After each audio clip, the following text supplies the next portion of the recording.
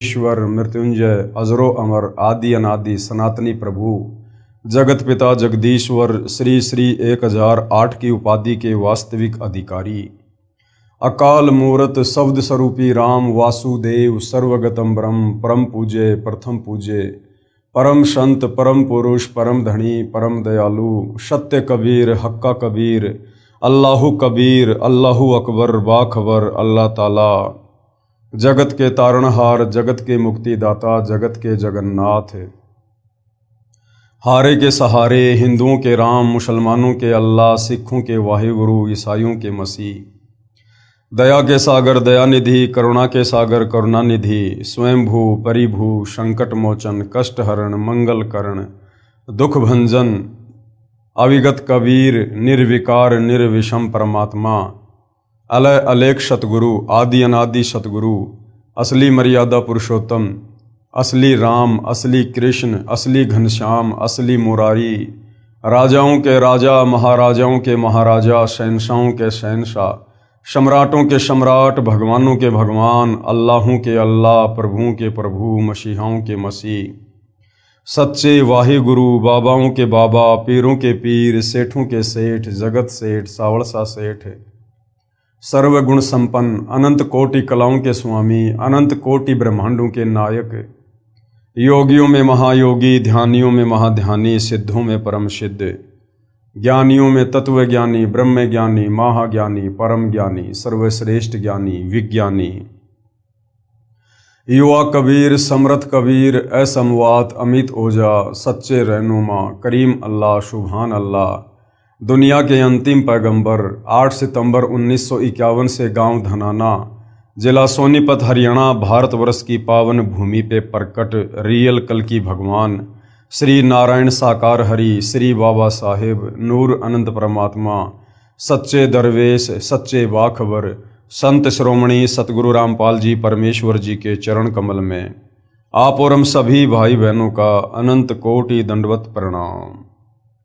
सत्साई भाई और बहनों, बहुत बड़ी दया बहुत बड़ी मेहर पूज्य गुरुदेव भगवान की परमेश्वर रामपाल जी की जिनके शुभ आशीर्वाद से विशेष आशीर्वाद से उन्हीं के सत्संगों का संग्रह पवित्र पुस्तक ज्ञान गंगा के ऊपर वीडियो बनाने की श्रृंखला जारी है।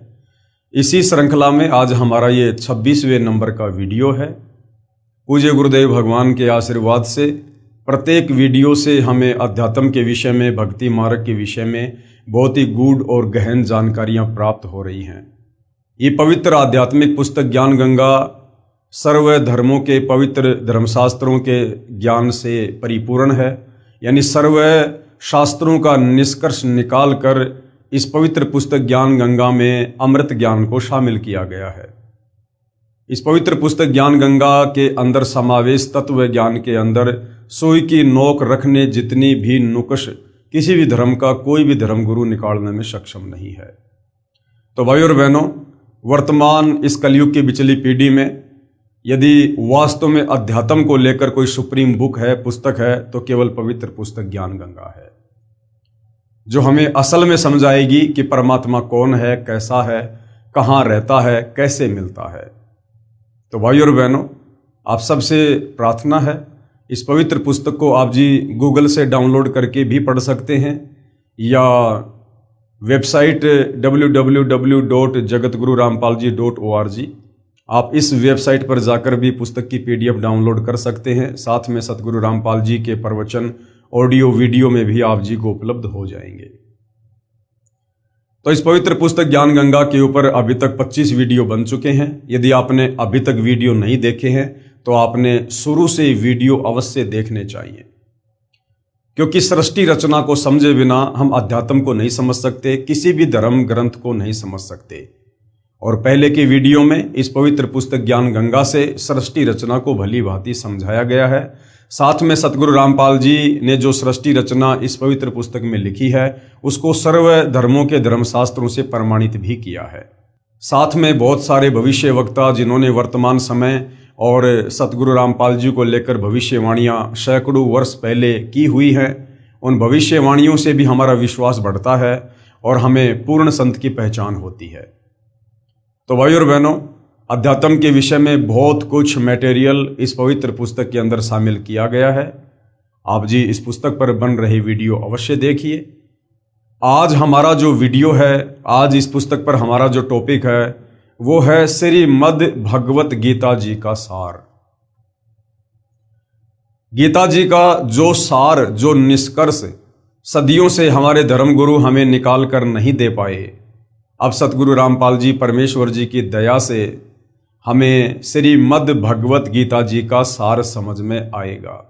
और जब तक हमें हमारे धर्म ग्रंथों का सार ही समझ में नहीं आएगा कि हमारे धर्म ग्रंथ आखिर कहना क्या चाहते हैं, क्योंकि श्रीमद् भगवत गीता जी चारों वेदों का संक्षिप्त रूप है, यानी गीता जी कोड वर्ड में है, संकेतों में है।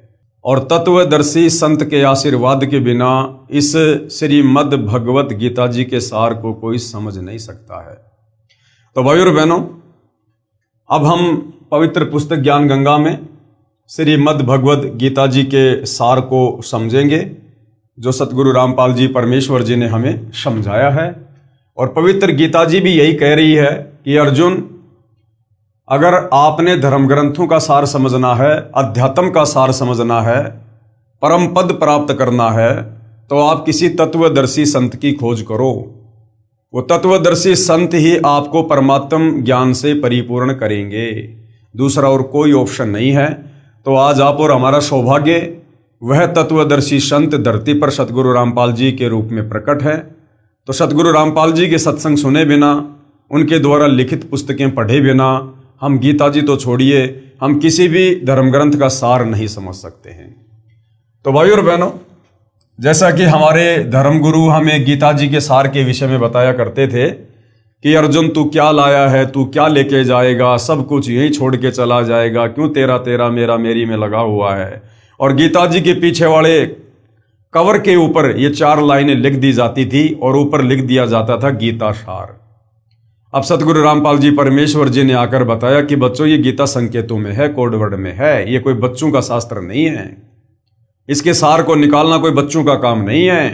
गीता जी के सार को समझने में तो जोर लगेगा, जोर। तो भाइयों और बहनों, आज आपको पता चलेगा कि वास्तव में श्रीमद् भगवत गीता हमें क्या समझाना चाहती है अध्यात्म के विषय में। परमेश्वर की खोज में आत्मा युगों से लगी है, यानी जब से हम सतलोक से बिछुड़कर आए हैं इस काल के साथ, इसके 21 ब्रह्मांड में, उसी समय से हमें इस बात का पता चल गया था कि हम बहुत बड़ा धोखा खा चुके हैं। हमें झूठा प्रलोभन देकर सतलोक से यहां पर लाया गया है। और उसी समय से, जब से हमें मनुष्य जन्म प्राप्त हुए हैं, तभी से ये आत्मा उस परम सुख की खोज में लग गई थी। तप करना, ओम नाम का जाप करना, समाधि लगाना, क्योंकि इन चारों वेदों में सतलोक जाने की कंप्लीट विधि नहीं है। पूर्ण ब्रह्म परमेश्वर कबीर साहिब जी को प्राप्त करने की complete way of worship in चारों वेदों में नहीं है। इन चारों वेदों में केवल इस ज्योति निरंजन काल ब्रह्म तक की साधना का ज्ञान है, यानी इसी के जाल में उलझ पुलझ कर मरने का ज्ञान है। तो भाइयों और बहनों, सतलोक जाने की वास्तविक विधि तो कबीर परमात्मा स्वयं ही धरती पर प्रकट होकर तत्वदर्शी संत के रूप में तत्व ज्ञान देकर बताते हैं। तो परमेश्वर की खोज में आत्मा युगों से लगी है। जैसे प्यासे को जल की चाहत होती है, जीव आत्मा परमात्मा से बिछुड़ने के पश्चात महाकष्ट झेल रही है। जो सुख पूर्ण ब्रह्म यानी सत्य पुरुष के सतलोक यानी रित धाम में था, वह सुख यहां काल ब्रह्म प्रभु के लोक में नहीं है। यहां चाहे कोई करोड़पति है, चाहे पृथ्वीपति, सर्व पृथ्वी का राजा क्यों ना हो, चाहे सुरपति यानी स्वर्ग का राजा इंद्र है, चाहे श्री ब्रह्मा जी, श्री विष्णु जी तथा श्री शिव जी त्रिलोकपति हैं, क्योंकि जन्म तथा मृत्यु तथा किए कर्म का भोग अवश्य ही प्राप्त होता है। यहां तो ब्रह्मा विष्णु महेश को भी अपने किए हुए कर्मों का भोग भोगना पड़ता है। फिर भला आम व्यक्ति की यहां पर क्या बिशात, वो चाहे पृथ्वी का राजा क्यों ना हो। नारद जी का श्राप लगा विष्णु जी को, जिसे हम परमात्मा मानते थे, भगवान मानते थे। उस विष्णु जी को नारद जी का श्राप भोगने के लिए रामचंद्र जी के रूप में धरती पर आना पड़ा, असहनीय कष्टों का सामना करना पड़ा। फिर त्रेता युग में एक और नया उनका कर्म बन गया। धोखे से सुग्रीव के भाई बाली को मार दिया और बाली ने फिर श्राप दे दिया कि भगवान मुझे इसका बदला कब दोगे। तो रामचंद्र जी ने कहा भैया मैं त्रेता युग में फिर आऊंगा तेरा बदला देने के लिए श्री कृष्ण जी के रूप में। तो भाई और बहनों, इस प्रकार से यहाँ तो ब्रह्मा विष्णु महेश भी अपने कर्मों की मार झेल रहे हैं, फिर भला हम ब्रह्मा विष्णु महेश की या राम कृष्ण की भक्ति करके अपने कर्मों को कैसे कटवा सकते हैं, हम कैसे अपने कर्म दंड भोगने से बच सकते हैं जब हमारे भगवान भी नहीं बच पा रहे। तो गुरुदेव भगवान कह रहे हैं यहाँ चाहे पूरी पृथ्वी का राजा हो, चाहे देवताओं का राजा हो, चाहे ब्रह्मा विष्णु महेश हो, जन्म मृत्यु और किए हुए कर्म का भोग इस 21 ब्रह्मांड में सबको भोगना पड़ता है। और पूज्य गुरुदेव भगवान अपने एक शब्द में कहते हैं, भाई तन धर सुखिया कोई ना देखा, जो देखा सो दुखिया हो, उदय अस्त की बात करे मन सबका किया विवेका हो, सबका किया विवेका हो।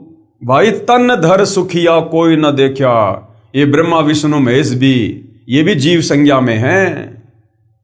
तो कहते हैं यहां जो तन धर है यानी जो जीव आत्मा शरीर में बंधी हुई है, वो चाहे गधी की हो, चाहे कुत्ते की हो, चाहे आप और हमारी हो, चाहे ब्रह्मा विष्णु महेश की हो, यहां कोई भी शरीरधारी प्राणी सुखी नहीं है। कर्मों का भोग यहां पर भोगना ही पड़ेगा।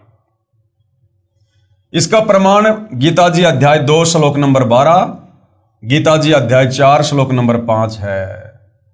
इसलिए पवित्र श्रीमद् भगवद गीता के ज्ञानदाता प्रभु काल भगवान ने, गीता का ज्ञान किसने दिया? काल भगवान ने श्री कृष्ण जी के शरीर में प्रेत की भांति प्रवेश करके अध्याय 15 श्लोक 1 से 4 तथा अध्याय 18 श्लोक 62 में कहा है कि अर्जुन सर्वभाव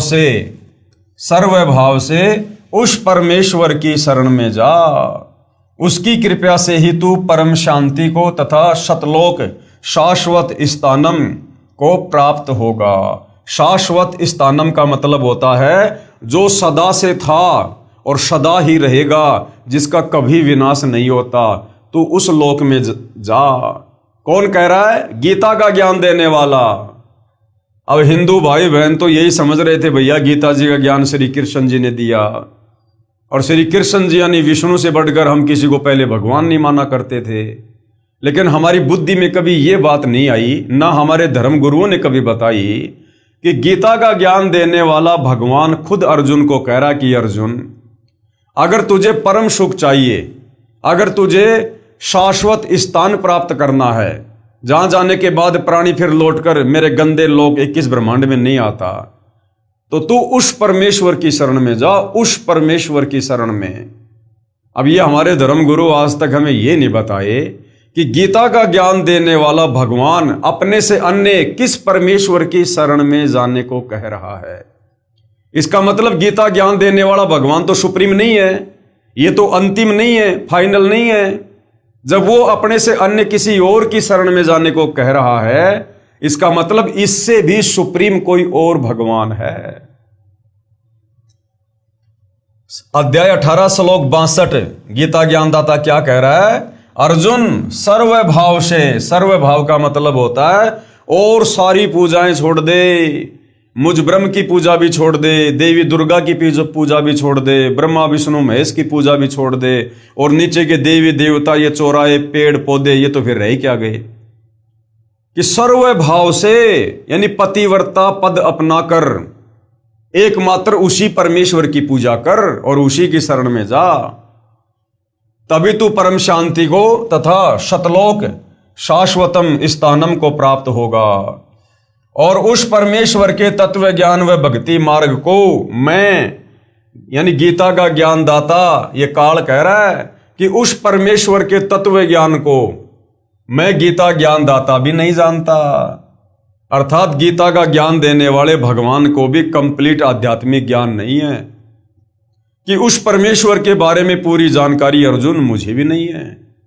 उसके लिए ऑप्शन छोड़ दिया गीता अध्याय 4 श्लोक नंबर 34 कि कि भाई उसके लिए तू किसी तत्वदर्शी संत की खोज कर ले। और वो तत्वदर्शी संत भाई और बहनों आज धरती पर सतगुरु रामपाल जी हैं। उस तत्व ज्ञान को तत्वदर्शी संतों के पास जाकर उनको दंडवत प्रणाम कर तथा विनम्र भाव से प्रसन्न कर, तब वे तत्वदृष्टा संत आपको परमेश्वर का तत्व ज्ञान बताएंगे, यानी आपको परमात्म ज्ञान बताएंगे कि परमात्मा कौन है, कैसा है, कहाँ रहता है, किस लोक में रहता है, वो कैसे मिलता है। वो तत्वदर्शी संत तुझे बताएगा। फिर उनके बताए अनुसार भक्ति मार्ग पर सर्व भाव से लग जा, यानी जैसा वो तत्वदर्शी संत तुझे भक्ति बताए, जो नियम बताए, फिर तू उस हिसाब से भक्ति कर तन मन धन से। इसका प्रमाण है गीता अध्याय 4 श्लोक नंबर 34। तत्वदर्शी संत की पहचान गीता अध्याय 15 श्लोक 1 में बताते हुए कहा है कि यह संसार उल्टे लटके हुए वृक्ष की तरह है, जिसकी ऊपर को मूल यानी जड़ है तथा नीचे को शाखा। जो इस संसार रूपी वृक्ष के विषय में जानता है वह तत्वदर्शी संत है। और इस संसार रूपी वृक्ष के यानी पेड़ के विषय में चित्र बनाकर केवल सतगुरु रामपाल जी ने समझाया है। सतगुरु रामपाल जी ने, बाकी सतयुग त्रेता द्वापर कलयुग बीत गया, आज तक किसी ने भी उल्टे लटके हुए संसार रूपी वृक्ष की व्याख्या चित्र बनाकर नहीं समझाई है, जो आगे आप जियों को दिखाएंगे। गीता जी अध्याय 15 श्लोक 2 से 4 में कहा है कि उस संसार रूपी वृक्ष की तीनों गुण, रजगुण ब्रह्मा, सतगुण विष्णु और तम गुण शिव रूपी शाखा हैं, जो स्वर्गलोक, पाताललोक तथा पृथ्वी लोक यानी तीनों लोकों में ऊपर तथा नीचे फैली हुई हैं। आपको सृष्टि रचना से समझ में आएगा। ये ब्रह्मा विष्णु महेश, जिसको काल ने एक एक गुण से युक्त करके और अपने भोजन के लिए अपने मैनेजर के रूप में 3 लोकों का स्वामी बना रखा है। ब्रह्मा जी को रजोगुण युक्त कर दिया। ब्रह्मा जी के रजोगुण के कारण हम जीव काम वासना से प्रेरित होकर संतान उत्पत्ति करते हैं। विष्णु जी को सतोगुण से युक्त कर दिया। विष्णु जी के सतोगुण के प्रभाव से हम आपस में प्यार प्रेम से मोह ममता में जकड़े हुए हैं। और शंकर जी को तमोगुण युक्त कर दिया। शंकर जी के तमोगुण के कारण यहां पर लड़ाई झगड़े, मार पिटाई, राग द्वेष, ईर्ष्या, छल कपट, इस प्रकार से ये काल तीनों लोकों में अपने तीनों पुत्रों को एक एक विभाग का मंत्री बनाकर और प्रतिदिन 1 लाख जीव आत्माओं के भक्षण के लिए यहां पर पूरी व्यवस्था करके बैठा हुआ है। तो जो संसार रूपी वृक्ष है ना, जिसकी 3 शाखा हैं, वो 3 शाखा हैं ब्रह्मा विष्णु महेश, रजगुण ब्रह्मा, सतगुण विष्णु, तमगुण शंकर। उस संसार रूपी उल्टे लटके हुए वृक्ष के विषय में अर्थात सृष्टि रचना के बारे में मैं इस गीता जी के ज्ञान में नहीं बता पाऊंगा। अब इस गीता ज्ञानदाता काल ने, दुनिया जिसको श्री कृष्ण मानती है, जो श्री कृष्ण जी में प्रवेश करके बोल रहा था, ये काल कह रहा कि भैया इस संसार रूपी उल्टे लटके वृक्ष के विषय में यानी कंप्लीट सृष्टि रचना के विषय में अर्जुन मैं भी नहीं बता पाऊंगा तेरे को, क्योंकि मुझे भी इसके आदि यानी शुरुआत और अंत यानी लास्ट का नहीं पता है। क्यों? सृष्टि रचना में गुरुदेव ने बताया कि जब परमेश्वर कबीर जी ने ऊपर के 4 लोकों की रचना कर दी थी और शतलोक में भी कुछ रचना की और अपने 16 पुत्रों की उत्पत्ति की, उसके बाद अंडे से इस काल की उत्पत्ति हुई थी, ज्योति निरंजन की। तो इस ज्योति निरंजन की उत्पत्ति से पहले बहुत सारी सृष्टि रची जा चुकी थी और इसको शतलोक से बाहर निकालने के बाद परमात्मा ने अक्षर पुरुष को 7 संग ब्रह्मांड देकर शतलोक से निष्कासित किया था, जो जानकारी इसको नहीं है। इसलिए ये कह रहा कि अर्जुन इस सृष्टि रचना का कंप्लीट ज्ञान मुझे भी नहीं है, इसकी शुरुआत और अंत का पूरा पूरा ज्ञान मुझे भी नहीं है। तो भाई और बहनों, इस 21 ब्रह्मांड के स्वामी ज्योति निरंजन से सुप्रीम ज्ञान तो सृष्टि रचना को लेकर आज सतगुरु रामपाल जी परमेश्वर ने आप और हम 2 कोटि के जीवों को करवा दिया। जो ज्ञान ब्रह्मा विष्णु महेश को नहीं, दुर्गा को नहीं, इस 21 ब्रह्मांड के नकली भगवान काल निरंजन को नहीं, वो ज्ञान सतगुरु रामपाल जी परमेश्वर जी ने आप बच्चे बच्चे को करा दिया। आज बच्चे बच्चे को यहां विचार काल में यानी गीता का ज्ञान देते समय जो ज्ञान आपको बता रहा हूं ये पूर्ण ज्ञान नहीं है। यानी अर्जुन, मैं तुझे जो ये गीता जी का ज्ञान दे रहा हूं ना, वेदों का सार निकाल के, ये सृष्टि रचना के विषय में कंप्लीट ज्ञान नहीं है। कंप्लीट ज्ञान तो तत्वदर्शी संत ही बताएगा। उसके लिए गीता अध्याय 4 श्लोक 34 में संकेत किया है, जिसमें कहा है कि पूर्ण ज्ञान तत्व ज्ञान के लिए तत्वदर्शी संत के पास जा, वही बताएंगे। मुझे पूर्ण ज्ञान नहीं है। अब भाइयों और बहनों, कहते सकल पदार्थ है जग माही, भाग बिना नर पावत नाही। जिस समय महाभारत के युद्ध में ये काल ब्रह्म श्री कृष्ण जी के शरीर में प्रवेश करके गीता जी का ज्ञान बोल रहा था और अर्जुन से कह रहा कि अर्जुन, उस तत्व ज्ञान के लिए तू तत्वदर्शी संत के पास जा। अब भाइयों और बहनों, तत्वदर्शी संत को खोजना कोई इतना आसान काम नहीं है। द्वापर युग में वो तत्वदर्शी संत खुद धरती पर प्रकट था, करुणामय ऋषि के नाम से, और इन्हीं पांडवों की यज्ञ को सफल करने के लिए वो तत्वदर्शी संत स्वयं अपने भगत का रूप बनाकर, सुपथ सुदर्शन का रूप बनाकर इन पांडवों की यज्ञ में गया था। और इन पांडवों ने उस कबीर परमेश्वर तत्वदर्शी संत के चरण धोकर भी पिए थे, लेकिन ये पहचान नहीं पाए कि ये तत्वदर्शी संत है, यही परमात्मा है। यानी दरवाजे पर भगवान खड़ा है और फिर भी पांचों पांडव नहीं समझ पाए। इसको कहते हैं सकल पदार्थ है जग माही, कर्महीन नर पावत नाही। तो इनके कर्म फूटे हुए थे पांडवों के, ये परमेश्वर को नहीं पहचान पाए, नहीं जान पाए। जबकि इतना बड़ा चमत्कार उनकी यज्ञ को सफल करके पंचजन्य शंख को बजाकर, जिस पंचजन्य शंख को 12 करोड़ ब्राह्मण, 9 नाथ, 84 सिद्ध, 33 करोड़ देवी देवता, खुद ब्रह्मा विष्णु महेश और श्री कृष्ण जी भी नहीं बजा पाए भोजन खाने के उपरांत, उस पंचजन्य शंख को सुपथ सुदर्शन के रूप में कबीर भगवान यानी तत्वदर्शी संत ने बजाया। उसके बावजूद भी पांडवों की बुद्धि के ऊपर पत्थर पड़े हुए थे, नहीं पहचान पाए। तो भाइयों और बहनों, तत्वदर्शी संत को खोजा नहीं जाता। तत्वदर्शी संत तो स्वयं दया करके अपनी पहचान करवाता है, जो आज करवा चुके हैं वही बताएंगे मुझे पूर्ण ज्ञान नहीं है। गीता अध्याय 15 श्लोक 4 में कहा है कि तत्वदर्शी संत की प्राप्ति के पश्चात, कि जब तुझे वो तत्वदर्शी संत गुरु रूप में मिल जाए, उसके बाद उस परम पद परमेश्वर की खोज करनी चाहिए, जिसके विषय में गीता अध्याय 18 श्लोक 62 में कहा है कि जहां जाने के पश्चात यानी उस सतलोक में जाने के बाद साधक यानी भगत पुनः यानी वापस लौटकर नहीं आता। कहां नहीं आता? इस काल के 21 ब्रह्मांड में फिर वापस भगत नहीं आता है, अर्थात उसका पूर्ण मोक्ष हो जाता है। जिस पूर्ण परमात्मा से उल्टे संसार रूपी वृक्ष की पर्वती विस्तार को प्राप्त हुई है, यानी जिस कबीर भगवान से ये कंप्लीट सृष्टि उत्पन्न हुई है, भावार्थ है कि जिस परमेश्वर ने सर्व ब्रह्मांडों की रचना की है, तथा मैं यानी गीता का ज्ञानदाता काल ब्रह्म भी उसी आदि पुरुष परमेश्वर अर्थात पूर्ण परमात्मा की शरण हूं। अब बताओ, हिंदू भाई कहते हैं कि गीता का ज्ञानदाता भगवान है, गीता का ज्ञानदाता श्री कृष्ण परमात्मा है। अभी तक तो आप लोगों को यह भी नहीं पता कि गीता का ज्ञान दिया किसने। श्री कृष्ण जी का तो केवल शरीर प्रयोग किया गया था। उसके शरीर में प्रेत की भांति प्रवेश करके इस काल ने, ब्रह्मा विष्णु महेश के पिता ने, दुर्गा के पति ने, ये ज्योति निरंजन ने पूरा ज्ञान बोला था युद्ध करवाने के लिए। और ये काल ब्रह्म जो 21 ब्रह्मांड का नकली भगवान बनकर बैठा है, इससे सुप्रीम 21 ब्रह्मांड में और कोई नहीं है।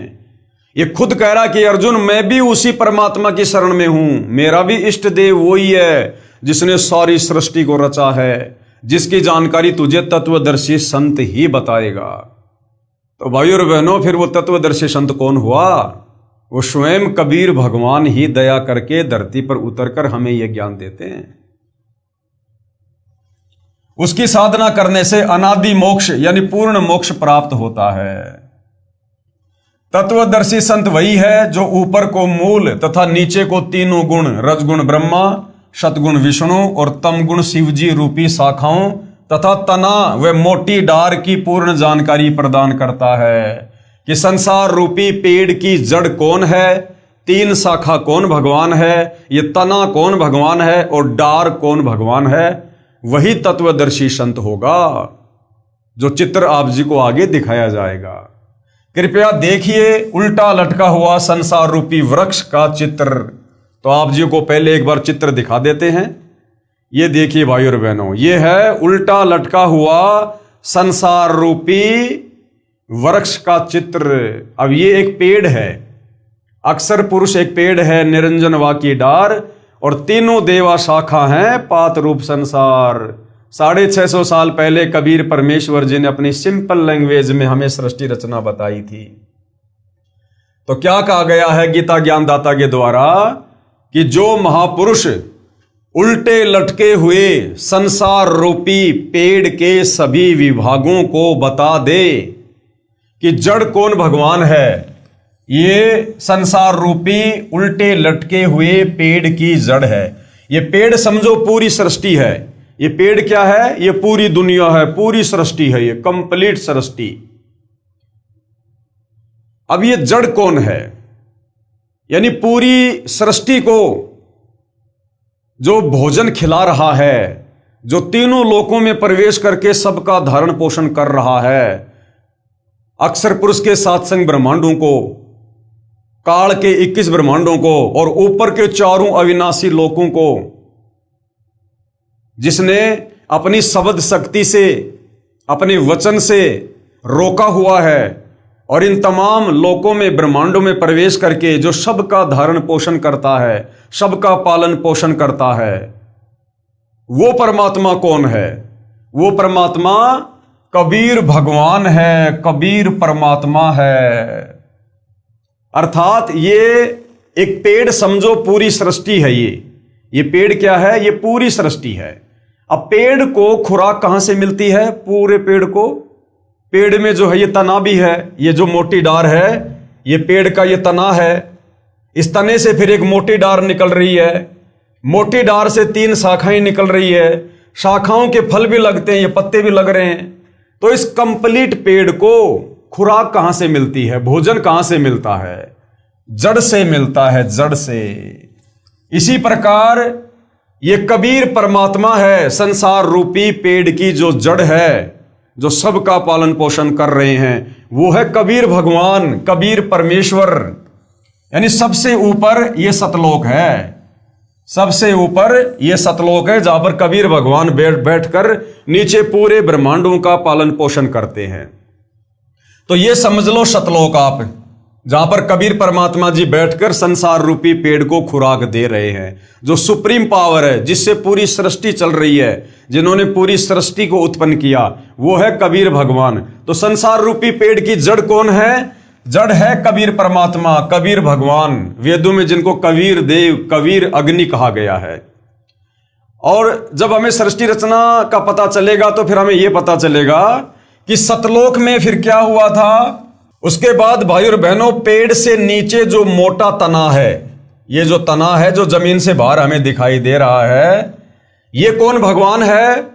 ये अक्षर पुरुष है। अक्षर पुरुष जिसको कबीर भगवान ने 7 संख ब्रह्मांड दिए थे और असंख्य आत्माएं इसके साथ 7 संख ब्रह्मांडों में चली गई थी। तो उसके बाद ये जो मोटा जो तना है संसार रूपी वृक्ष का, ये है अक्षर पुरुष जिसके 7 संख ब्रह्मांड हैं। और इस मोटे तने से जो एक डार निकल रही है, ये है क्षर पुरुष, ये है ज्योति निरंजन काल भगवान। ये मोटी डार कौन है? ये काल है, 21 ब्रह्मांड का स्वामी है, ब्रह्मा विष्णु महेश का पिता है, दुर्गा का पति है। और इस मोटी डार से जो 3 टहनियां निकल रही हैं, ये 3 शाखाएं निकल रही है। एक शाखा है ये रजगुण ब्रह्मा जी, दूसरी शाखा है सतगुण विष्णु जी और तीसरी शाखा है तमगुण शंकर जी। और ये जो पेड़ के जो पत्ते हैं, ये हैं आप और हम, इंसान, जीव जंतु, कीट, मक्खी, मच्छर, जो भी 184 योनि में या मानव शरीर में है, वो फिर इन शाखाओं के जो पत्ते लगे हुए हैं, जो पात रूप संसार है, फिर ये आप और हम जीव हैं नीचे। तो इस प्रकार से भाइयों और बहनों, ये पूरी सृष्टि का एक चित्र बनाकर तत्वदर्शी संत सतगुरु रामपाल जी ने समझाया है। इस ऊपर के 4 जो अविनाशी लोक हैं, वो समझो कबीर परमात्मा जी बैठे हुए हैं, जहां बैठकर नीचे की सारी सृष्टि का पालन पोषण करते हैं। तो संसार रूपी पेड़ की जड़ कौन है? मेन क्या है? जड़, क्योंकि जड़ से ही पेड़ को खुराक मिलती है। तो जड़ हो गए कबीर भगवान। फिर नीचे की तरफ अक्षर पुरुष के 7 संग ब्रह्मांड हैं, और अक्षर पुरुष के 7 संग ब्रह्मांडों के नीचे इस काल के 21 ब्रह्मांड हैं। और काल ने फिर क्या कर रखा है? अपने 3 पुत्रों की उत्पत्ति करके तीनों लोकों को चला रहा है। एक ब्रह्मांड में अपने 3 पुत्रों को जन्म देकर और तीनों लोकों में एक एक विभाग का मंत्री बनाकर, और इसने अपनी पूरी व्यवस्था सेट कर रखी है। रजगुण ब्रह्मा, सतगुण विष्णु, तमगुण शंकर, और इन तीनों गुणों से आप और हम सभी जीव आत्माओं को कर्म बंधनों में बांध रखा है। तो इस प्रकार से भाइयों और बहनों, ये पूरी की पूरी सृष्टि है, पूरी की पूरी ये कायनात है। तो क्या कहा जा रहा है? कृपया देखें उल्टा लटका हुआ संसार रूपी वृक्ष का चित्र। अपने द्वारा रची सृष्टि का पूर्ण ज्ञान यानी तत्व ज्ञान स्वयं ही पूर्ण परमात्मा कबीर देव, कबीर परमेश्वर ने तत्वदर्शी संत की भूमिका करके कबीर वाणी द्वारा बताया है। तो भाई वर्तमान में कौन बता रहा है? चित्र बनाकर वर्तमान में किसने समझाया? कबीर परमात्मा तो चारों युगों में आते हैं, लेकिन आज से पहले उन्होंने इस प्रकार से चित्र बनाकर नहीं समझाया। कंप्लीट मूल ज्ञान, सृष्टि रचना का ज्ञान आज से पहले कबीर परमात्मा ने नहीं दिया, क्योंकि कबीर परमात्मा ने कंप्लीट मूल ज्ञान देने का समय वर्तमान कलयुग की पिछली पीढ़ी को निर्धारित किया हुआ है। तो अपने द्वारा रची गई सृष्टि का ठीक ठीक ज्ञान वो कबीर परमात्मा स्वयं ही तत्वदर्शी संत के रूप में प्रकट होकर देता है। तो भाई 21 ब्रह्मांड में तो किसी को तत्व ज्ञान है ही नहीं, क्योंकि गीता ज्ञान दाता 21 ब्रह्मांड का स्वामी है काल, और ये खुद कह रहा कि अर्जुन, मुझे भी इस संसार रूपी इस उल्टे लटके हुए वृक्ष का कंप्लीट ज्ञान नहीं है, मुझे भी सृष्टि रचना का कंप्लीट ज्ञान नहीं है। तो बताओ फिर 21 ब्रह्मांड के भगवान को सृष्टि रचना का ज्ञान नहीं है, तो वर्तमान में सतगुरु रामपाल जी ना केवल 21 ब्रह्मांड का, 21 ब्रह्मांड से ऊपर अक्षर पुरुष के 7 संग ब्रह्मांड का, उससे ऊपर शतलोक का, शतलोक से ऊपर तीनों लोकों का कंप्लीट ज्ञान दे रहे हैं। तो सतगुरु रामपाल जी कौन हुए? स्वयं कबीर परमात्मा, पूर्ण संत, जगत गुरु, तत्वदर्शी संत।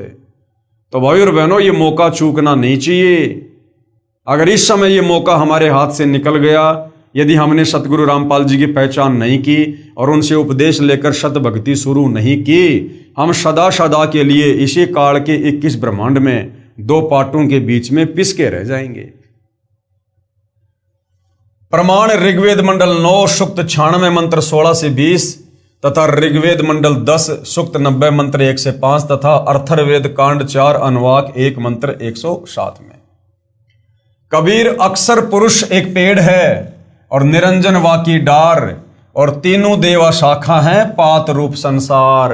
ये 650 साल पहले कबीर परमात्मा जी ने समझाया था कि अक्षर पुरुष तो ये पेड़ है, ये जो मोटा जो तना है ये कौन है? अक्षर पुरुष, परब्रह्म, जिसके 7 संग ब्रह्मांड है। कबीर अक्षर पुरुष एक पेड़ है और निरंजन यानी ये काल उसकी डार, और तीनों देवा शाखा हैं। इस संसार रूपी पेड़ की शाखा कौन है? ब्रह्मा विष्णु महेश, तीनों देवता शाखा है, और ये पात रूप संसार।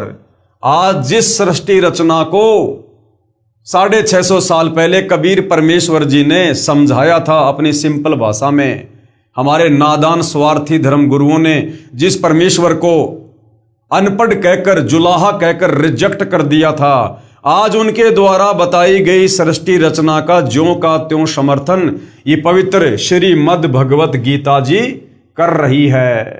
तो भाई और बहनों, परमात्मा को पहचानने में कोई दिक्कत नहीं होनी चाहिए। अभी अक्षर पुरुष एक पेड़ है, निरंजन उसकी डार, और तीनों देवता शाखा हैं, और पात रूप संसार। पवित्र गीता जी में भी तीन भगवान, पहला क्षर पुरुष अर्थात ब्रह्म, ये काल, दूसरा अक्षर पुरुष अर्थात ये परब्रह्म, और तीसरा परम अक्षर पुरुष अर्थात पूर्ण ब्रह्म कबीर देव के विषय में वर्णन है। इसका प्रमाण गीता अध्याय 15 श्लोक नंबर 16 और 17, अध्याय 8 श्लोक नंबर 1 का उत्तर श्लोक नंबर 3 में है। वह परम अक्षर ब्रह्म है। तथा तीन भगवानों का एक और प्रमाण गीता अध्याय 7 श्लोक नंबर 25 में गीता ज्ञानदाता काल ब्रह्म ने अपने विषय में कहा है कि मैं अव्यक्त हूं। यह प्रथम अव्यक्त प्रभु हुआ। कौन? ये काल। ये अव्यक्त है, निराकार नहीं है। अव्यक्त का मतलब होता है वो साकार है, शरीर में है, लेकिन वो दिखाई नहीं देता। जैसे महाभारत में गीता जी का ज्ञान देते समय ये काल अव्यक्त था, ये श्री कृष्ण जी में प्रवेश कर गया। दुनिया समझ रही है श्री कृष्ण जी ज्ञान दे रहे हैं, और उसके अंदर बैठकर ज्ञान कौन दे रहा था वेदों का? ये काल ब्रह्म। तो इस प्रकार से अव्यक्त होकर ये अपना कार्य करता है, छुपकर। फिर गीता अध्याय 8 श्लोक 18 में कहा है कि यह संसार दिन के समय अव्यक्त पर ब्रह्म से उत्पन्न हुआ है, फिर रात्रि के समय ये उसी में लीन हो जाता है। रात्रि के समय उसी में लीन हो जाता है। यह दूसरा अव्यक्त हुआ। दूसरा अव्यक्त कौन है? ये अक्षर पुरुष है। प्रथम अव्यक्त है ये काल, और दूसरा अव्यक्त है ये अक्षर पुरुष। अध्याय 8 श्लोक 20 में कहा है कि उस अव्यक्त से भी दूसरा जो अव्यक्त है, यानी परब्रह्म से भी आगे जो तीसरा अव्यक्त है, कौन? कबीर परमात्मा पूर्ण ब्रह्म। वह परम दिव्य पुरुष सर्व प्राणियों के नष्ट होने पर भी नष्ट नहीं होता, क्योंकि प्रथम अव्यक्त इस काल के भी 21 ब्रह्मांड नष्ट होते हैं, उत्पत्ति और प्रलय में आते हैं। दूसरा जो अव्यक्त है अक्षर पुरुष परब्रह्म, उसके भी 7 संग ब्रह्मांड उत्पत्ति और प्रलय में आते हैं। परंतु तीसरा जो अव्यक्त है कबीर भगवान परम अक्षर ब्रह्म पूर्ण परमात्मा, वो कभी भी नष्ट नहीं होता। ना उसके लोक में रहने वाले प्राणी आत्मा, और ना वो कबीर भगवान। ये तीसरा अव्यक्त हुआ। यही प्रमाण गीता अध्याय 2 श्लोक 17 में भी है। गीता ज्ञानदाता क्या कह रहा है काल भगवान? कि नाश रहित, यानी जिसका कभी नाश ना हो, नाश रहित उस परमात्मा को जान जिसका नाश करने में कोई समर्थ नहीं। अर्थात ये खुद कह रहा है कि भैया मेरा तो नाश होता है, मेरी तो जन्म और मृत्यु है, मेरे 21 ब्रह्मांड तो समय समय पर उत्पत्ति और प्रलय में है, परंतु नाश रहित तो उसको जान जिसको मारने में कोई सक्षम नहीं है। गीता अध्याय 2 श्लोक 17 में गीता ज्ञानदाता खुद कह रहा है। और अपने विषय में गीता ज्ञानदाता यानी काल ब्रह्म कह रहा है अध्याय 4 श्लोक 5 में तथा अध्याय 2 श्लोक 12 में कि मैं तो जन्म मृत्यु में अर्थात नाशवान हूं, कि अर्जुन तू भी जन्म मरण में है और मैं भी जन्म और मरण में हूं। उपरोक्त संसार रूपी वृक्ष की मूल यानी जड़ तो परम अक्षर पुरुष अर्थात पूर्ण ब्रह्म कबीर देव है। संसार रूपी वृक्ष की जो जड़ है वो कौन है? वो तो पूर्ण ब्रह्म कबीर परमात्मा है, जो पूरे पेड़ को यानी संसार की पूरी सृष्टि का पालन पोषण कर रहे हैं। इसी को तीसरा अव्यक्त प्रभु कहा है। वृक्ष की मूल से ही सर्व पेड़ को आहार प्राप्त होता है। इसलिए गीता अध्याय 15 श्लोक 17 में कहा है कि वास्तव में परमात्मा तो क्षर पुरुष अर्थात ब्रह्म तथा अक्षर पुरुष अर्थात पर ब्रह्म से भी अन्य ही है। उत्तम पुरुष तू अन्य परमात्मा इति उदाहरते। जो तीनों लोकों में प्रवेश करके सबका धारण पोषण करता है वही वास्तव में अविनाशी है। कौन? कबीर परमात्मा। क्षर का अर्थ है नाशवान। ये जो 21 ब्रह्मांड का स्वामी है काल, इसको क्षर पुरुष भी कहते हैं। तो क्षर का मतलब क्या होता है? नाशवान, जो जन्मता और मरता है। क्योंकि ब्रह्म यानी काल अर्थात गीता ज्ञानदाता ने तो स्वयं कहा है कि अर्जुन तू तथा मैं तो जन्म और मृत्यु में हैं। अध्याय 2 श्लोक 12 में प्रमाण अध्याय 2 श्लोक 12, अध्याय 4, श्लोक 5 और 9 में। दूसरा है अक्षर पुरुष। ये अक्षर पुरुष कौन है? यह है परब्रह्म, सात संग जिसके ब्रह्मांड है। अक्षर का अर्थ है अविनाशी, परंतु ये भी कंप्लीट अविनाशी नहीं है। यहां परब्रह्म को भी स्थायी अर्थात अविनाशी कहा है, परंतु ये भी वास्तव में अविनाशी नहीं है। यह चिर स्थायी है, यानी लंबे समय तक जीवित रहता है, लेकिन अविनाशी नहीं है। मृत्यु इसकी भी होती है। जैसे एक मिट्टी का प्याला है जो सफेद रंग का चाय पीने के काम आता है, वो तो गिरते ही टूट जाता है। ऐसी स्थिति समझो 21 ब्रह्मांड के, इस काल की, इस ब्रह्म की अर्थात क्षर पुरुष की। दूसरा प्याला स्टील का होता है। ये मिट्टी वाले प्याले की तुलना में अधिक स्थायी अर्थात अविनाशी है, परंतु इसको भी जंग लगता है, स्टील को भी जंग लगता है। समय भले लंबा लगे, लेकिन स्टील को भी जंग लगता है, वो भी नष्ट होता है तथा नष्ट हो जाता है, भले ही समय ज्यादा लगे। इसलिए ये भी वास्तव में अविनाशी नहीं है, अर्थात ये अक्षर पुरुष भी अविनाशी नहीं है। तीसरा प्याला है सोने का, और सोने की धातु वास्तव में अविनाशी है, जिसका नाश नहीं होता है। तो कबीर परमात्मा जानो सोना, जिसको कभी भी जंग नहीं लगता, जो कभी भी नष्ट नहीं होता है। जैसे परब्रह्म यानी अक्षर पुरुष को अविनाशी भी कहा है तथा वास्तव में अविनाशी तो इन दोनों से अन्य है, इसलिए अक्षर पुरुष को अविनाशी भी नहीं कहा है। कारण 7 रजगुण ब्रह्मा की मृत्यु के पश्चात 1 सतगुण विष्णु की मृत्यु होती है। यानी श्री ब्रह्मा जी से 7 गुना ज्यादा उम्र श्री विष्णु जी की है, और विष्णु जी से 7 गुना ज्यादा उम्र श्री शंकर जी की है। और जब ऐसे ऐसे 70,000 शंकर जी मर जाते हैं, तब एक ब्रह्मांड में इनका पिता काल जो सदाशिव रूप में रहता है, उसकी मृत्यु होती है। और जब वो मरता है, तब अक्षर पुरुष का, परब्रह्म का एक युग होता है, एक युग। और ऐसे ऐसे 1000 युग का दिन और 1000 युग की रात्रि उस परब्रह्म की है। फिर ऐसे 30 दिन का एक महीना, 12 महीने का एक वर्ष, ऐसे ऐसे 100 वर्ष की उस अक्षर पुरुष की उम्र है। उसके बाद भी उसकी मृत्यु है, अर्थात वो भी अविनाशी नहीं है। 7 रजगुण ब्रह्मा की मृत्यु के पश्चात 1 सतगुण विष्णु की मृत्यु होती है, और 7 सतगुण विष्णु की मृत्यु के पश्चात 1 तमगुण शंकर की मृत्यु होती है। जब तमगुण शिव की 70,000 बार मृत्यु हो जाती है, तब 1 क्षर पुरुष यानी ब्रह्म की मृत्यु होती है। यह परब्रह्म यानी अक्षर पुरुष का एक युग होता है। ऐसे ऐसे 1000 युग का परब्रह्म का एक दिन तथा इतनी ही रात्रि होती है। 30 दिन रात का एक महीना, 12 महीनों का एक वर्ष तथा 100 वर्ष की परब्रह्म यानी अक्षर पुरुष की आयु है। तब ये परब्रह्म तथा सर्व ब्रह्मांड जो सतलोक के नीचे के हैं नष्ट हो जाते हैं। अब इतनी लंबी उम्र है परब्रह्म की, अक्षर पुरुष की, इसलिए काल की तुलना में इसको अविनाशी कहा है, परंतु वास्तव में ये अविनाशी नहीं है। अविनाशी तो कबीर परमात्मा ही है। कुछ समय उपरांत सर्व नीचे के ब्रह्मांडों, ब्रह्म यानी काल तथा परब्रह्म के लोकों की रचना पूर्ण ब्रह्म अर्थात परम अक्षर पुरुष करता है। जब 7 संग ब्रह्मांड अक्षर पुरुष के और 21 ब्रह्मांड काल के नष्ट हो जाते हैं, उसके बाद कबीर परमात्मा फिर से समय आने पर इनके ब्रह्मांडों की फिर से रचना करता है, उत्पत्ति करता है।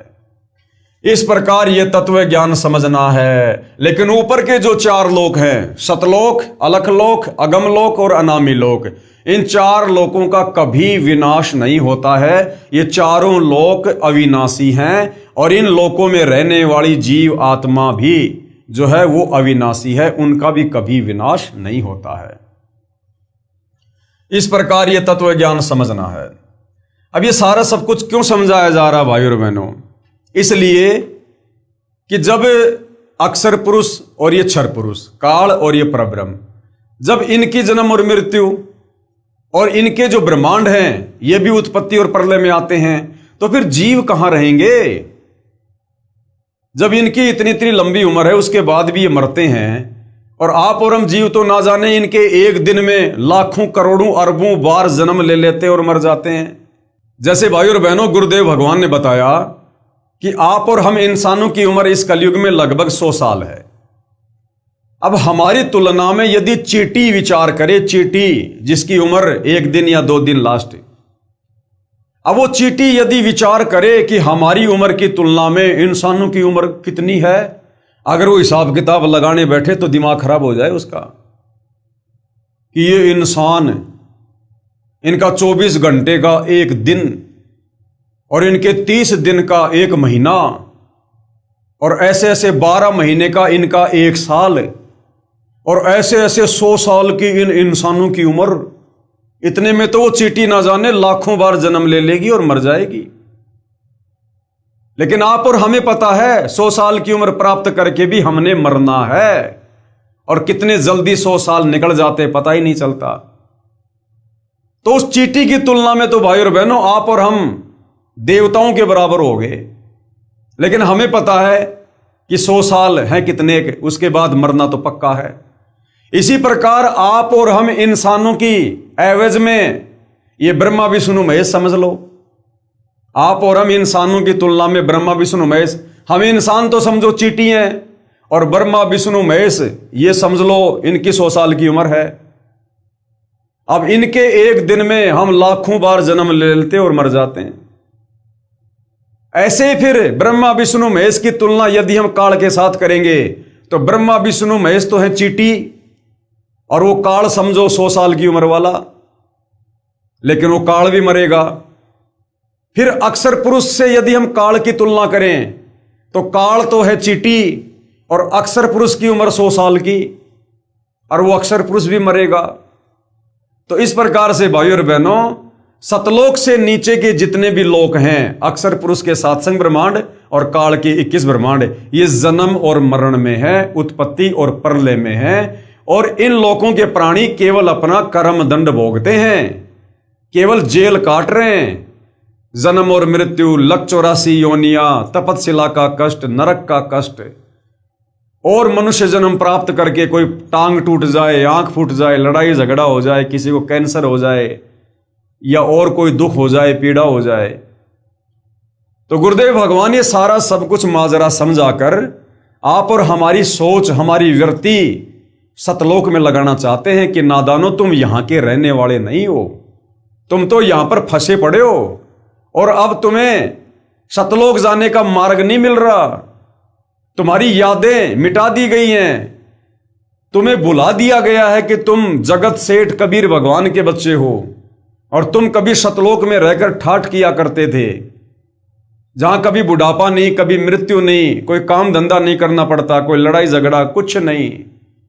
तो गुरुदेव भगवान हमें सृष्टि रचना के माध्यम से और ये तमाम धर्मशास्त्र जो संकेतों में है, कोड वर्ड में है, इन सब को सतलोक से चलकर तत्वदर्शी संत की भूमिका करके आप और हमें केवल इसीलिए समझाते हैं, दिन रात इसीलिए परमात्मा हमारे लिए मेहनत कर रहे हैं कि आप और हम इस योग्य बने कि हम उनकी बातों पर विश्वास कर सकें और उनके द्वारा बताई गई भक्ति को सफल करके अपने निज घर सतलोक को चल सके।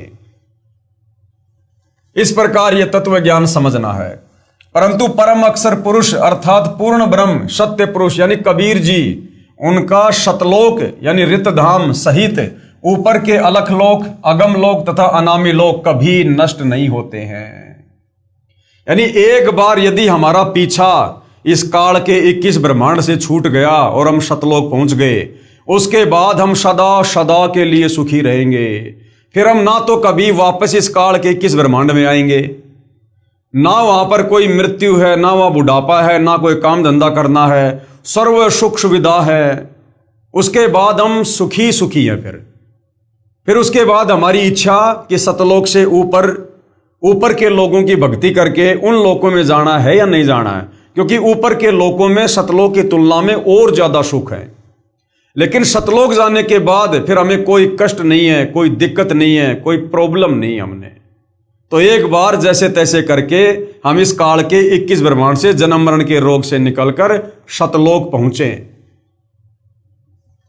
इसलिए गीता अध्याय 15 श्लोक 17 में कहा है कि वास्तव में उत्तम प्रभु अर्थात पुरुषोत्तम तो ब्रह्म अर्थात क्षर पुरुष तथा परब्रह्म अर्थात अक्षर पुरुष से अन्य ही है। यानी इस काल और अक्षर पुरुष से अन्य जो तीसरा भगवान है वो वास्तव में अविनाशी है। उत्तम पुरुष है तू अन्य परमात्मा इति उदाहरते, उसको वास्तव में परमात्मा कहा जा सकता है। ये गीता ज्ञानदाता खुद गीता अध्याय 15 श्लोक नंबर 17 में कह रहा है। जो पूर्ण ब्रह्म यानी परम अक्षर पुरुष है वही वास्तव में अविनाशी है, यानी वो जन्म और मरण से बाहर है। वही सबका धारण पोषण करने वाला संसार रूपी पेड़ की मूल रूपी पूर्ण परमात्मा है। वृक्ष का जो भाग जमीन के तुरंत बाहर नजर आता है वह तना कहलाता है, उसे अक्षर पुरुष यानी परब्रह्म जानो। तने को भी आहार मूल यानी जड़ से प्राप्त होता है। फिर तने से आगे पेड़ की कई डार होती हैं, उनमें से एक डार यह ब्रह्म समझो अक्षर पुरुष, इसको भी आहार यानी मूल जड़ से ही प्राप्त होता है, यानी परम अक्षर पुरुष से ही प्राप्त होता है। उस डार यानी क्षर पुरुष यानी काल ब्रह्म की मानो फिर 3 गुण रूपी शाखा हैं, रजगुण ब्रह्मा, सतगुण विष्णु, तमगुण शिव जी। ये 3 शाखाएं हैं। इन्हें भी आहार यानी मूल परम अक्षर पुरुष अर्थात पूर्ण ब्रह्म यानी जड़ से ही प्राप्त होता है। इन तीनों शाखाओं से पात रूप में यानी पत्ते रूप में अन्य जो प्राणी आश्रित हैं उन्हें भी वास्तव में आहार मूल यानी जड़ परम अक्षर पुरुष अर्थात पूर्ण ब्रह्म यानी कबीर जी से ही प्राप्त होता है। इसलिए सभी को पूज्य पूर्ण परमात्मा ही सिद्ध हुआ, यानी सबका पूज्य कौन हुआ? वो पूर्ण परमात्मा। यानी केवल उस कबीर भगवान की ही पूजा करनी चाहिए, अन्य देवी देवताओं की, काल की, दुर्गा की, अक्षर पुरुष की, किसी की भी नहीं। और अपनी पूजा करवाने के लिए, हमें ये सारा भेद देने के लिए आज वो कबीर परमात्मा सतगुरु रामपाल जी के नाम से धरती पे प्रकट हैं। ये भी नहीं कहा जा सकता कि पत्तों तक आहार पहुंचाने में तना, डार तथा शाखाओं का कोई योगदान नहीं है, इसलिए सभी आदरणीय हैं, परंतु पूजनीय तो केवल मूल यानी जड़ ही होती है। आदर तथा पूजा में अंतर होता है। जैसे पतिव्रता स्त्री सत्कार यानी सम्मान तो सभी का करती है, जैसे जेठ का बड़े भाई के समान, देवर का छोटे भाई के समान, परंतु पूजा यानी विशेष आदर सत्कार अपने पति की ही करती है। यानी जो समर्पण भाव एक पतिव्रता औरत का अपने पति के प्रति होता है वो अन्य के प्रति नहीं होता। बाकी उस परिवार में रहती है तो आदर सत्कार वो सबका करती है। तो इसी प्रकार हम इस काल के 21 ब्रह्मांड में हैं और सृष्टि रचना का ज्ञान होने के बाद हम यहाँ की सर्व शक्तियों का, देवी देवताओं का, काल का, दुर्गा का, हम सबका सम्मान करेंगे, परंतु हमारे लिए पूज्य देव कौन होंगे? कबीर भगवान। अर्थात जो भाव अपने पति में होता है ऐसा अन्य पुरुष में पतिव्रता स्त्री का नहीं हो सकता। दूसरा उदाहरण, एक समय हरियाणा प्रांत में बाढ़ आई थी। उस समय 600 करोड़ का नुकसान हुआ था। उसकी पूर्ति हरियाणा सरकार नहीं कर सकती थी क्योंकि हरियाणा सरकार का पूरे साल का बजट ही 900 करोड़ रुपए का था। देश के प्रधानमंत्री जी ने वो क्षतिपूर्ति की थी। उस 600 करोड़ रुपयों का वितरण हरियाणा सरकार के अधिकारियों तथा कर्मचारियों ने किया था। राहत प्राप्त करता यानी जो जनता थी, जो अनजान है, वे उस वितरणकर्ता को ही राहतकर्ता मान लेते हैं। वो पैसा आया प्रधानमंत्री से और सिस्टम के तहत गांव में पैसा कौन बांटता था? वो पटवारी। अब गांव वालों ने पटवारी को ही सब कुछ मान लिया कि पटवारी हमारा भगवान है, परमात्मा है, जिसने हमारी मदद की है, जबकि वो पैसा पटवारी अपने जेब से नहीं दे रहा और ना पटवारी किसी को दे सकता। वो तो ऊपर की शक्ति से, वो तो प्रधानमंत्री से आया था। तो इसी प्रकार इन तीनों लोकों में जो सबका भरण पोषण हो रहा है वो कबीर परमात्मा के द्वारा हो रहा है, लेकिन यहाँ की शक्तियों के माध्यम से परमात्मा सारी व्यवस्था बना के रखे हुए हैं। राहत प्राप्त करता जो अनजान है वे उस वितरणकर्ता को ही राहतकर्ता मान लेते हैं और उन्हीं से भविष्य में भी अन्य राहत की आशा करते रहते हैं। उसी की पूजा यानी रिश्वत आदि देना करते रहते हैं। परंतु जो शिक्षित है वे जानते हैं कि इस कर्मचारी का कितना योगदान है। वे आदर तो करते हैं परंतु पूजा, रिश्वत आदि देना नहीं करते और न ही अन्य कार्य की सिद्धि की आशा करते। बाढ़ राहत राशि वितरण के पश्चात उसी क्षेत्र में प्रांत के मंत्री जी आए, बाद में जनता के बीच में मुख्यमंत्री जी आए। उन्होंने कहा कि मैंने आपके क्षेत्र में 10 लाख रुपया दिया। उसी गांव की सूची के नाम पढ़कर सुनाए कि रामावतार को 10,000 रुपये दिए, फलाने को इतने दिए, आदि आदि। फिर उस प्रांत के मुख्यमंत्री जी उसी गांव में आए। पहले तो मंत्री आ गया, उसके बाद में मुख्यमंत्री आया। मुख्यमंत्री भी वही बोला कि मैंने ऐसे ऐसे तुम्हारे गांव को 10 लाख रुपए दिए। उन्होंने भी वही सूची पढ़ी तथा कहा कि मैंने आपके गांव में 10 लाख रुपए दिए, रामावतार को 10,000 रुपये, आदि आदि। फिर उसी गांव में देश के प्रधानमंत्री भी आ जाते हैं और उन्होंने भी कहा कि मैंने आपके गांव को 10 लाख रुपए दिए तथा वही सूची यानी लिस्ट पढ़कर सुनाई जिसमें लिखा था रामावतार को 10,000 रुपये दिए, फलाने को इतने दिए। अब रामावतार क्या कह रहा है, क्योंकि रामावतार को पैसे मिले पटवारी के माध्यम से। अब रामावतार को थोड़ी पता इस बात का कि पटवारी अपने घर से थोड़ी दे रहा है। पटवारी को ऊपर से मंत्री ने दिए, मंत्री को मुख्यमंत्री ने दिए, मुख्यमंत्री को प्रधानमंत्री ने दिए। रामावतार कह रहा है कि ये सब लोग झूठ बोल रहे हैं, मुझे तो रुपए पटवारी ने दिए। वह अनजान रामावतार अज्ञानतावश गांव के पटवारी जी की ही पूजा कर अपने अन्य सर्व कार्यों की सिद्धि चाहता है। जो शिक्षित है वे जान लेते हैं कि प्रधानमंत्री जी राहत नहीं देते तो मुख्यमंत्री जी, मंत्री जी तथा पटवारी जी कुछ नहीं दे सकते। इसी प्रकार जो नादान ब्रह्मा विष्णु महेश की अन्य देवी देवताओं की पूजा पाठ करके सोच रहे हैं कि हमें तो सारे लाभ इन्हीं देवी देवताओं से प्राप्त हो रहे हैं, नहीं। ये ब्रह्मा विष्णु महेश काल दुर्गा ये अपनी तरफ से एक चवन्नी किसी को नहीं दे सकते, एक चवन्नी भी।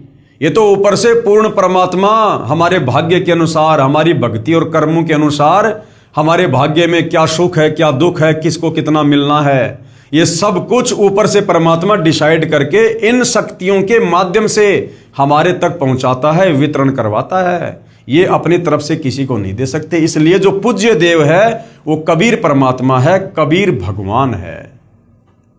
यदि मुख्यमंत्री जी भी अपने राहत कोष से राशि वितरण करते तो 100-100 रुपए कठिनता से बाढ़ पीड़ितों को दे पाते, जो नाम मात्र होती।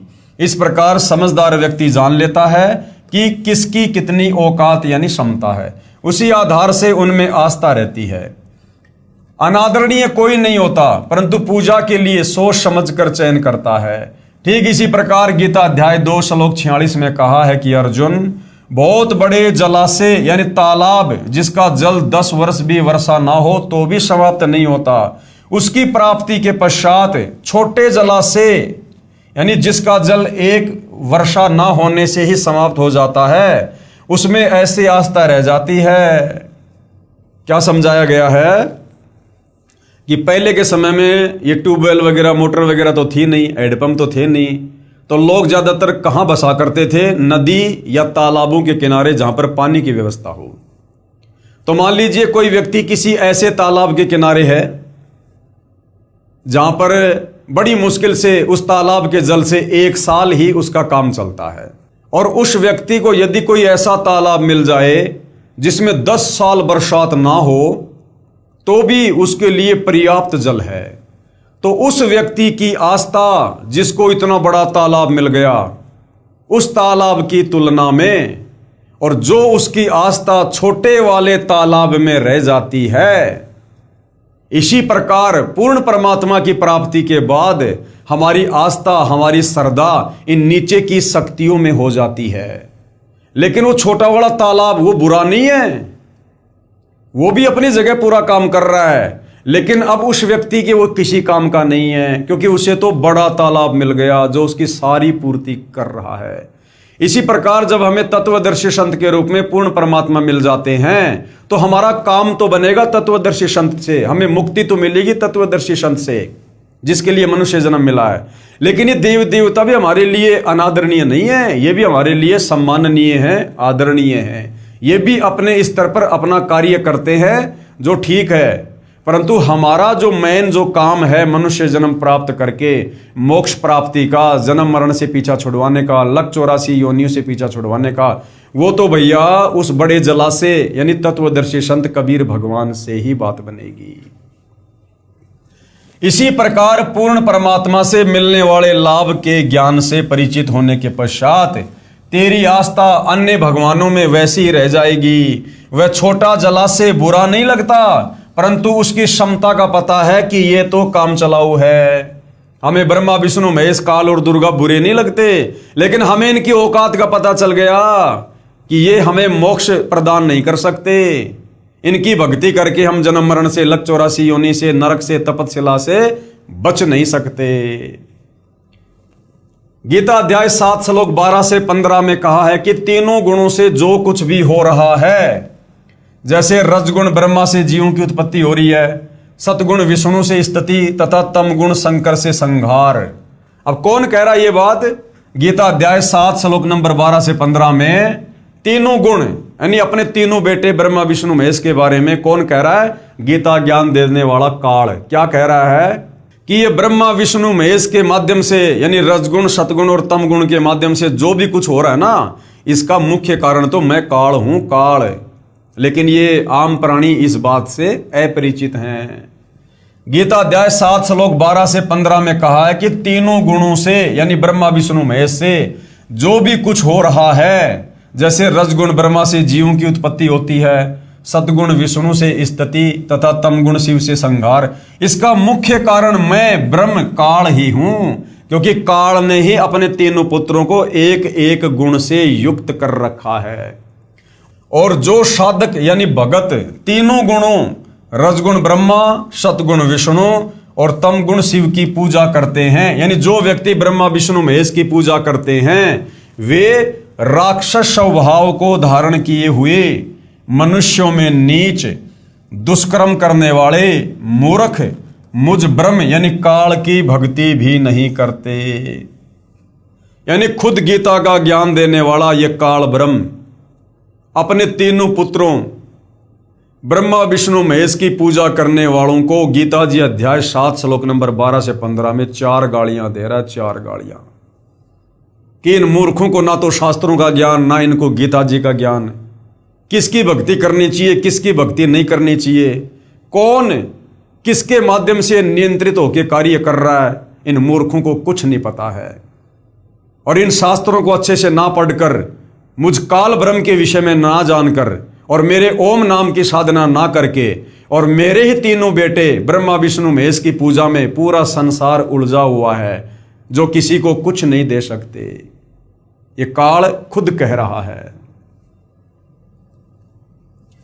फिर अपनी भक्ति को भी अति घटिया अनुत्तमाम कहा है।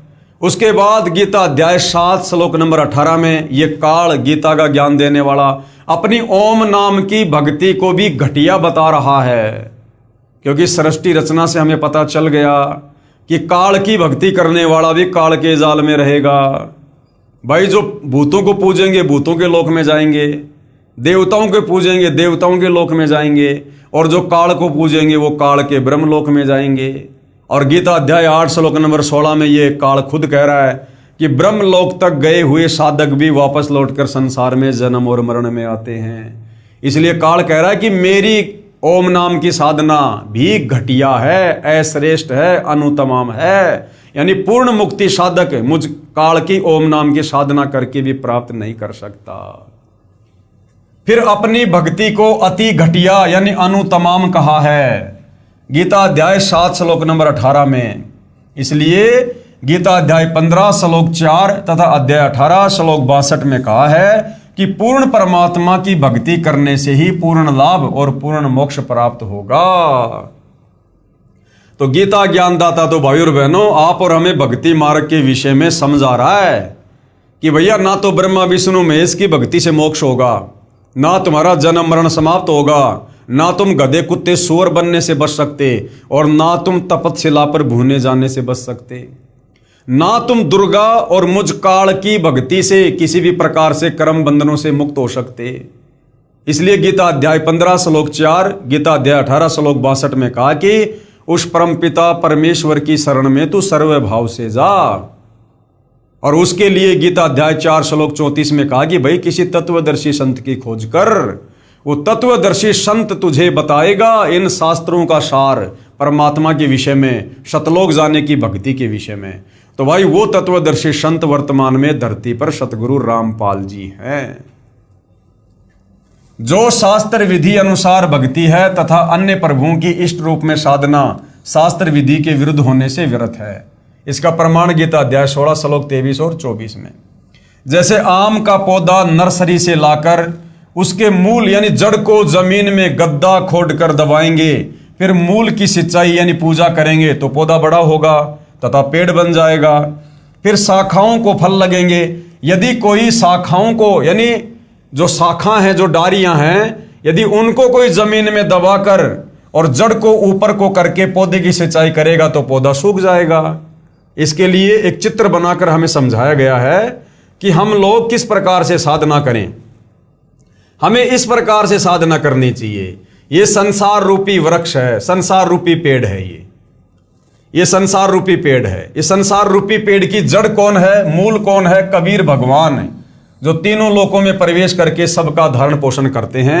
यानी पेड़ की जड़ से ही पूरे पेड़ को खुराक मिलती है। तो हमने पौधे को किस प्रकार से लगाना चाहिए, अर्थात हमने भक्ति किस प्रकार से करनी चाहिए? हमने संसार रूपी पेड़ की जड़ को पूजना चाहिए। जड़ कौन? भगवान है, कबीर परमात्मा। और कबीर परमात्मा खुद ही तत्वदर्शी संत के रूप में धरती पर प्रकट होकर हमें ये ज्ञान बताते हैं, ये विधि बताते हैं। तो संसार रूपी पेड़ की जड़ कौन है? कबीर भगवान।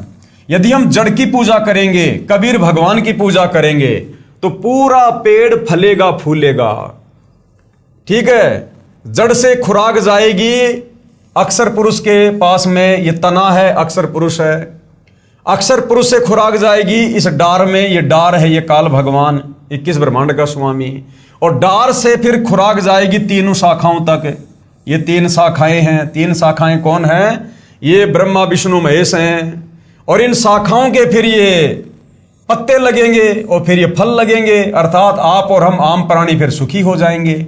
अगर हम कबीर भगवान की भक्ति करेंगे, तो तत्वदर्शी संत की भक्ति करेंगे, तो हमें इस प्रकार से भक्ति का लाभ मिलेगा।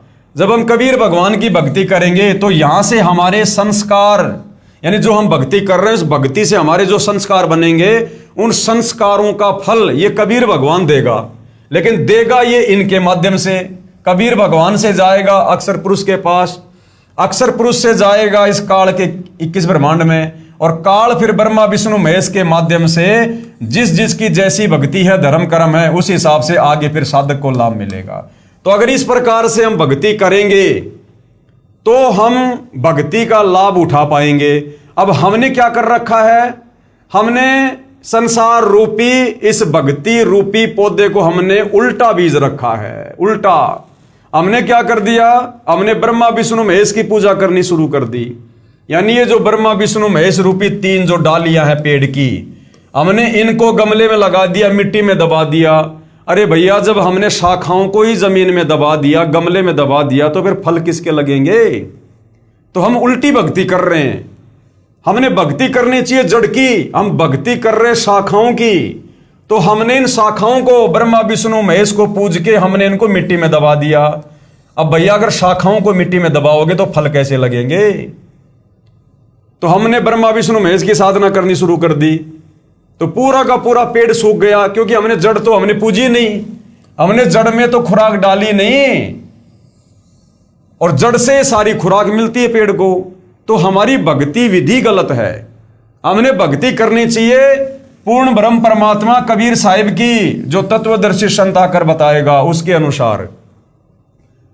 और हमने भक्ति शुरू कर रखी है नादान धर्म गुरुओं के कहने पर ब्रह्मा विष्णु महेश की, यानी शाखाओं को हमने जमीन में डाल दिया। तो बताओ फिर हमें भक्ति का लाभ कैसे मिलेगा? और यही कारण है आज ब्रह्मा विष्णु महेश की भक्ति 90% हिंदू समाज कर रहा है, जिस कारण से किसी को कोई लाभ नहीं हो रहा किसी भी प्रकार का। अरे ये लाभ नहीं हुआ तभी तो अलग अलग ये धर्म बन गए। हिंदू धर्म से सिख धर्म बन गया, क्योंकि लाभ किसी को कुछ हुआ नहीं, तो लोगों ने लाभ प्राप्ति के लिए अलग से अपना मार्ग चालू कर दिया। इसी प्रकार से नए नए पंथ निकल रहे हैं, लेकिन कर सभी वही रहे हैं। मिल उनको अपने संस्कारों का रहा है, किसी पिछले जन्म की मड़ाई मिल रही है, और वो नादान सोच रहे हैं कि हम जो भक्ति कर रहे हैं उसी से सब कुछ हो रहा है, जबकि नहीं। वास्तव में भक्ति क्या है? वो तो तत्वदर्शी संत ही बताता है। तो अब सतगुरु रामपाल जी ने हमें वास्तव में पूर्ण ब्रह्म परमात्मा परम अक्षर ब्रह्म संसार रूपी उस पेड़ की जड़ की पूजा करना बताया है और करवा रहे हैं। और जब कबीर भगवान की यानी संसार रूपी उल्टे लटके हुए वृक्ष की जड़ों की पूजा करेंगे, तब भाई और बहनों पूरा पेड़ फलेगा फूलेगा। तो जब हम कबीर भगवान की भक्ति करेंगे तो जो संस्कार बनेंगे, फिर कबीर भगवान उस संस्कार आधार से जो भी लाभ साधक को देने हैं वो फिर इन शक्तियों के माध्यम से परमात्मा दिलवाएगा, जैसे शाखाओं के फल लगते हैं। तो इस प्रकार से भाई और बहनों, यदि वर्तमान में सत भक्ति शास्त्र अनुकूल भक्ति किसी के पास धरती पर है तो सतगुरु रामपाल जी के पास है। और यही कारण है कि थोड़े समय में सतगुरु रामपाल जी की भक्ति से भगत को वो लाभ मिलना शुरू हो जाते हैं जो ब्रह्मा विष्णु महेश या काल या दुर्गा की भक्ति से हम 100 साल में भी प्राप्त नहीं कर सकते। यदि आपको किसी कंपनी में नौकरी प्राप्त करनी है तो पूजा कंपनी यानी फैक्ट्री के मालिक की करनी होगी। उसे प्रार्थना पत्र द्वारा याचना करके नौकरी प्राप्त करनी होती है। फिर भी नौकरी यानी पूजा मालिक की ही करता है। जैसे जो कार्य उस नौकर को बताया जाता है वह अपने सेवा काल में करता है। ये पूजा नौकरी मालिक की हुई। नौकरी यानी पूजा का किया मेहनताना उस मालिक के अन्य नौकर यानी कर्मचारी या अधिकारी देते हैं। जैसे शिफ्ट ऑफिसर उपस्थिति के आधार पर मेहनताना यानी किया कर्म का फल बनाकर खजांची कैशियर के पास भेजता है। वहां से उस नौकर यानी सेवक को पूजा का फल प्राप्त होता है। जैसे हमने किसी कंपनी में काम करना है, हम सबसे पहले कहां जाएंगे? उस कंपनी के मालिक के पास जाएंगे। वो मालिक हमें नौकरी देगा तो हम उस मालिक की फैक्ट्री में काम कर रहे हैं, उस मालिक की आज्ञा से काम कर रहे हैं। तो हम पूजा हम किसकी कर रहे हैं? फैक्ट्री के मालिक की। लेकिन वो फैक्ट्री का मालिक डायरेक्ट किसी को तनख्वाह नहीं देता। वो क्या करेगा? उसका जो सुपरवाइजर होता है, जो मैनेजर होता है, उसके माध्यम से हम जितना भी महीने भर में काम करेंगे उस हिसाब से उतना मेहनताना उतनी सैलरी उस सुपरवाइजर या मैनेजर के माध्यम से वो फैक्ट्री का मालिक ही हम तक पहुंचाता है। इसी प्रकार जब हम पूजा करेंगे कबीर भगवान की तत्वदर्शी संत के बताए अनुसार शास्त्र अनुकूल साधना, तो हमने पूजा तो करनी है कबीर परमात्मा की जो तत्वदर्शी संत जी बताएंगे। लेकिन उस पूजा से हमें जो लाभ होंगे, हमें जो लाभ मिलने हैं, वो लाभ फिर कबीर भगवान सिस्टमेटिक तरीके से देगा। वो इन्हीं नीचे की शक्तियों के माध्यम से देगा। परमात्मा हम जो भी भक्ति करेंगे, जैसे भी यज्ञ करेंगे और जो संस्कार हमारे बनेंगे, उस आधार से कबीर परमात्मा हमारे संस्कारों के प्रतिफल में वो लाभ भेजेगा अक्षर पुरुष के पास। अक्षर पुरुष देगा इस काल को, ये काल देगा ब्रह्मा विष्णु महेश को, और ब्रह्मा विष्णु महेश फिर आगे उस लाभ को वितरित करेंगे जिस भगत की जैसी श्रद्धा, जैसी भावना, जैसी मर्यादा कबीर भगवान के प्रति है। तो इस प्रकार से भाई और बहनों, जब हम सत भक्ति करेंगे, शास्त्र अनुकूल भक्ति करेंगे, तब हमें वास्तव में भक्ति से लाभ प्राप्त होंगे, तब हमारा विश्वास भी बढ़ेगा। शिफ्ट ऑफिसर तथा कैशियर केवल किया कर्म ही देते हैं। तो ब्रह्मा विष्णु महेश समझो ये शिफ्ट ऑफिसर हैं, और जैसे हम कबीर भगवान की पूजा भक्ति करेंगे वैसे ही ये आप और हमें लाभ देंगे। उसमें कोई परिवर्तन नहीं कर सकते, न तो 1 रुपया अधिक दे सकते और न ही कम कर सकते। तो हमारे किए गए उस कर्म का भोग ये ब्रह्मा विष्णु महेश न तो कम कर सकते ना ज्यादा कर सकते। जितना कबीर भगवान की तरफ से बन के आएगा उतना ये हमें देंगे। कब? जब हम जड़ की पूजा करेंगे, ना कि ब्रह्मा विष्णु महेश की। यदि वह कंपनी के मालिक का नौकर नेक नीति से नौकरी मालिक की करता है तो मालिक ही उसी सेवा की धनराशि में वृद्धि कर देता है तथा अलग से इनाम रूप में धनराशि अधिक दे देता है। यदि कोई मालिक की नौकरी त्याग कर अन्य अधिकारियों की नौकरी करने लग जाए तो उसको मालिक से मिलने वाला धन लाभ बंद हो जाता है।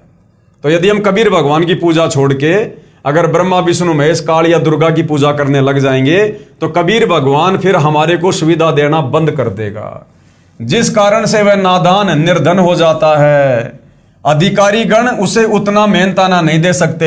फैक्ट्री मालिक की तुलना में बहुत कम सुविधा मिलने के कारण वह अन्य अधिकारियों का सेवक अर्थात एक मालिक को त्याग कर आन उपासना करने वाला व्यक्ति महा दुखी हो जाता है। कृपया इसी प्रकार तत्व ज्ञान के आधार से पवित्र श्रीमद् भगवद गीता जी के ज्ञान को समझिए। पूर्ण ब्रह्म कुल मालिक की पूजा त्याग कर अन्य देवताओं की पूजा करने से, यानी कबीर परमेश्वर की तत्वदर्शी संत के द्वारा बताई गई विधिवत पूजा ना करके यदि हम अन्य देवी देवता ब्रह्मा विष्णु महेश काल या दुर्गा की पूजा यदि हम करते रहे तो भगत यानी साधक को पूर्ण लाभ प्राप्त नहीं होता, तथा भगत साधना करते करते भी महाकष्ट उठाता रहता है। इसलिए पवित्र गीता अध्याय 7 श्लोक 12 से 15 तथा 20 से 23 तक तीनों गुणों अर्थात तीनों देवताओं रजगुण ब्रह्मा, सदगुण विष्णु तथा तमगुण शिव जी की पूजा करने वालों को राक्षस स्वभाव को धारण किए हुए मनुष्यों में नीच दुष्कर्म करने वाले मूर्ख कहा है। इसलिए गीता अध्याय 7 श्लोक 12 से 15 में गीता ज्ञानदाता काल तीनों गुण रजगुण ब्रह्मा, सतगुण विष्णु, तमगुण शंकर की पूजा करने वालों को मूर्ख कह रहा है, मूर्ख है। अब जो व्यक्ति नर्सरी से पौधा लाकर उसकी जड़ तो ऊपर कर दे और उसकी टहनियों को गमले में डाल दे और फिर उसमें पानी डालता रहे, खाद देता रहे, तो भाई वो पौधा कभी भी नहीं परिपक्व होगा, वो तो सूख जाएगा, क्योंकि हमने पौधा लगाने की विधि का ही नहीं पता। इसी प्रकार जब हम उस पौधे को सही प्रकार से लगाएंगे, उसकी जड़ को गमले में डालेंगे और फिर उसमें खाद वगैरह देंगे, पानी वगैरह देंगे, तो वो पेड़ बनेगा। पेड़ बनेगा तो उसके फल लगेंगे, फिर हम खाएंगे। इसी प्रकार इस पौधे की जो जड़ है वो है कबीर भगवान, कबीर परमात्मा, और टहनियां हैं ब्रह्मा विष्णु महेश। अब समझदार व्यक्ति क्या करेगा बताओ? टहनी रूपी ब्रह्मा विष्णु महेश को गमले में दबा के खाद पानी देगा यानी पूजा करेगा, या फिर जड़ को गमले में मिट्टी में दबाकर खाद पानी देगा? अब ये समझदार को संकेत काफी है भाई और बहनों। इसलिए इस काल ने ब्रह्मा विष्णु महेश की पूजा करने वालों को मूर्ख कहा है। अब जैसे घर का कोई बच्चा नर्सरी से पौधा लाके जड़ ऊपर कर दे और टहनियों को नीचे दबा दे जमीन में, और उसके माता पिता देख लेंगे तो फिर क्या कहेंगे? अरे मूर्ख, अरे अकल के अंधे, ये क्या कर दिया तूने पौधा खराब कर दिया। ऐसे थोड़ा ना ये कोई आगे बढ़ेगा। इसी प्रकार ये काल कह रहा है कि मूर्खों, तुम्हें तो भक्ति करने का नहीं पता। भक्ति करनी चाहिए कबीर भगवान की, जो मेरा भी इष्ट देव है, और तुम भक्ति कर रहे हो शाखाओं की ब्रह्मा विष्णु महेश की, जो तुम्हें कुछ नहीं दे सकते। इसलिए भक्ति करते करते भी हमें कोई लाभ नहीं मिलता है। इसलिए पवित्र गीता अध्याय 7 श्लोक 12 से 15 तथा 20 से 23 तक तीनों गुणों अर्थात तीनों देवताओं रजगुण ब्रह्मा, सतगुण विष्णु तथा तमगुण शिव जी की पूजा करने वालों को राक्षस स्वभाव को धारण किए हुए मनुष्यों में नीच दूषित कर्म करने वाले मूर्ख कहा है कि वे मेरी यानी ब्रह्म पुरुष अर्थात फैक्ट्री मालिक के शिफ्ट ऑफिसर की पूजा नौकरी नहीं करते। अब भाई और बहनों, ये बहुत गहरा टॉपिक है। असल में ये जो ज्ञान है कंप्लीट, ये ज्ञान दिया है पूर्ण ब्रह्म परमात्मा ने, कबीर साहिब ने। असल में ये काल भी उस कबीर परमात्मा का एक शिफ्ट ऑफिसर है। जैसे काल कह रहा है कि मेरी भक्ति ना करके ब्रह्मा विष्णु महेश की भक्ति करते इसलिए लाभ नहीं हो रहे, तो अगर ब्रह्मा विष्णु महेश की तुलना में अगर काल की पूजा अगर कोई करेगा, अगर कोई ब्रह्म नाम की पूजा करेगा, ओम नाम की, तो ब्रह्मा विष्णु महेश की तुलना में काफी लाभ वो प्राप्त करेगा काल की ओम नाम की साधना करके। इसलिए काल कह रहा है कि मेरी भक्ति ना करके और नीचे के इन तीनों देवताओं की तीनों गुणों की भक्ति दुनिया करती है, जो पूरा लाभ प्राप्त नहीं करती। इसी प्रकार फिर वो कबीर परमात्मा जो वास्तव में वेद ज्ञान दाता है, गीता ज्ञान दाता है, कबीर भगवान, वो कबीर भगवान कह रहा है कि ये नादान मेरी भक्ति ना करके, मेरी पूजा ना करके तत्वदर्शी संत से उपदेश लेकर और ये काल तक की साधना करते रहते हैं, जिस कारण से इनको वो लाभ प्राप्त नहीं हो सकता जो पूर्ण परमात्मा की भक्ति से प्राप्त हो सकता है।